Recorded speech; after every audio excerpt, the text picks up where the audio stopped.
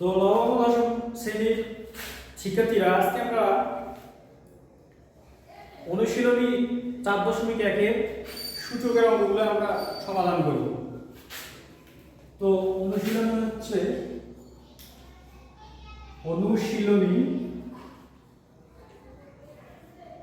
4.1 এর মধ্যে আছে হচ্ছে সূচক ও লগারিদম। সূচক ও লগারিদম।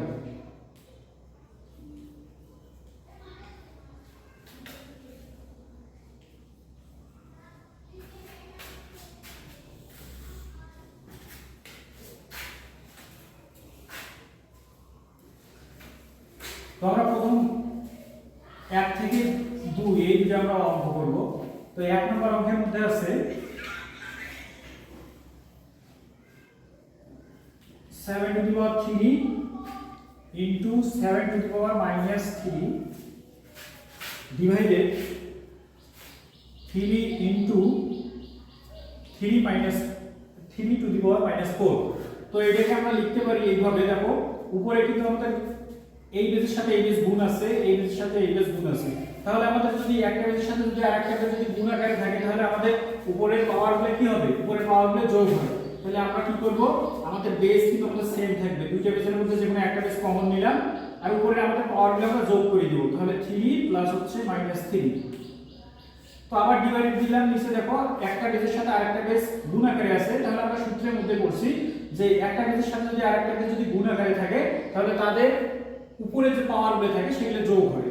তো দেখো এই প্রথমকার যে বেসটা আছে মানে ভিত্তিটা আছে, সেই ভিত্তির উপর কিছুই নেই, তার মানে যার উপর কিছু না থাকবে তার উপর মনে মনে সর্বদা 1 থাকবে। আমরা দুইটা বেসের মধ্যে একটা বেস কমন নিলাম আর উপরে যার উপরে কিছু না থাকে তার উপরে সর্বদা 1 থাকে।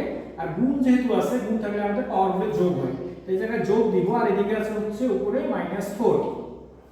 তো এখান থেকে আমরা কি লিখতে পারি? এখান থেকে লিখতে পারি হচ্ছে উপরে আমরা পাওয়ারকে এখন যোগ করব। তো যোগ করলে আমরা যদি 7 7 থাকবে, 3 3 এ থাকবে, প্লাসে মাইনাসে হবে মাইনাস আর হচ্ছে 3। ঠিক সেম কাজ আমরা নিচে করব। 3 3 থাকবে, 1 1 থাকবে, প্লাসে মাইনাসে -4 যেমন আছে তেমন থাকবে। তো আমরা এই জায়গা থেকে পাবো উপরে 7 থাকবে। আচ্ছা 3 এর সাথে যদি আমরা 3 এইটা যদি আমরা যোগ বিয়োগ বা কাটাকাটি করি তাহলে 3 এর সাথে যদি আমরা 3 বিয়োগ যায় তাহলে এই জায়গায় পাবো আমরা 7 0। আর নিচে থাকবে হচ্ছে আমাদের 3 এর উপর দেখো 1 আছে -4 আছে। তাহলে আমরা 4 -4 থেকে যদি আমরা +1 যদি আমরা বাদ দেই তাহলে হচ্ছে এই জায়গা থেকে হচ্ছে -3। তো আমরা আবার সূত্রের মধ্যে পড়ছি যে যার উপর 0 থাকবে তার মান হচ্ছে সর্বদা 1 পাই। আর হচ্ছে 3 এর উপর -3, তাহলে এটাকে আমরা কিভাবে পাই এটাও আমরা শিখছি। তো 3 থাকলো আর -3 মানে কি? -3 মানে হচ্ছে 1/3। তো আমরা এটা কি করব এখন? এইটা থেকে আমরা আবার পাবো 1 ডিভাইডেড 1, আবার 1 থাকবে 3 এর উপর 3 মানে 3 এর সাথে 3 যদি আমরা গুণ করি তাহলে ডিভাইডেড হচ্ছে 27। তো ভাগের নিচে ভাগ আছে, তো এখন আমরা কি করব? ভাগের নিচে যদি ভাগ থাকে তাহলে আমরা সেটা উল্টাই দেব। কিভাবে উল্টাই দেব? এই জায়গায় 1 আছে, উপরে 1 আছে, 1 লিখলাম, 1/27 আছে। তো 1/27 কিভাবে লিখব? 27টা যাবে উপরে আর হচ্ছে 1টা আসবে হচ্ছে নিচে। তো এই জায়গা থেকে আমরা পাবো 1 আর ইনটু হচ্ছে এই 1 এর সাথে যদি আমরা 27 গুণ করি তাহলে পাবো হচ্ছে আমরা 27। তাহলে এই জায়গা থেকে আমরা পাবো 27 এর সাথে 1 গুণ করলে হচ্ছে 27। এটা হচ্ছে আমাদের অ্যানসার। 2 নম্বর অঙ্কে কি আছে আমাদের? 2 নম্বর অঙ্কের মধ্যে আছে 3√7 এর উপর স্কয়ার ডট ডট গুণন 3√7 ডিভাইডেড √7। তো উপরে আমাদের দেখো এইটার সাথে এটা গুণ আকারে আছে আর নিচে হচ্ছে √7 এর সাথে ভাগ আকারে আছে। তো আমরা প্রথমে এইগুলোর কাজ করব। তাহলে এইগুলোর কাজ করলে কি হবে?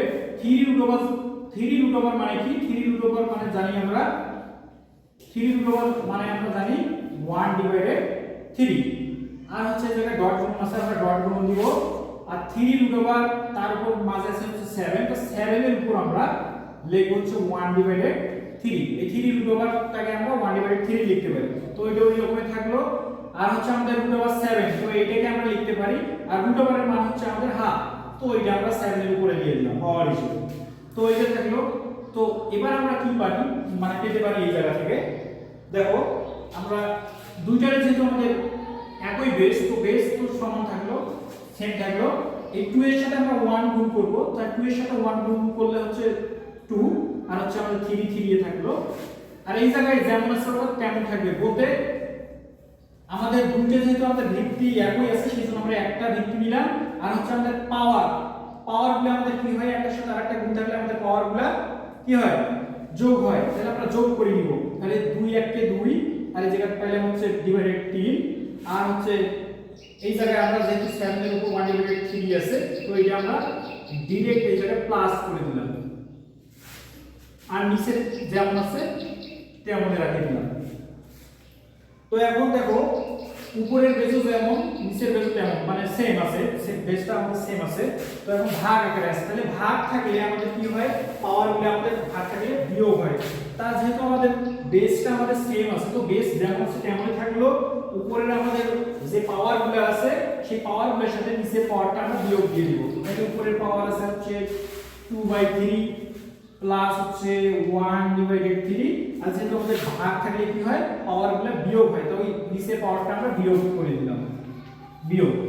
তো এখন আমরা এই জায়গা থেকে কি করতে পারি, আমাদের বেস তো বেজে থাকবে আমাদের 3 এবং 2, এই 3 এর হচ্ছে লসাগু হচ্ছে 6, আর উপরে আমরা কি পাই, 2 এর সাথে 2 গুণ করলে হচ্ছে 2 গুণে 4, মাঝখানে প্লাস আছে প্লাস দিব, 2 এর সাথে 1 গুণ করলে হচ্ছে 2 1 কে 2, আর হচ্ছে এই জায়গায় মাইনাস কে মাইনাস দিব, 3 এর সাথে 1 গুণ করলে হচ্ছে 3 1 কে 3।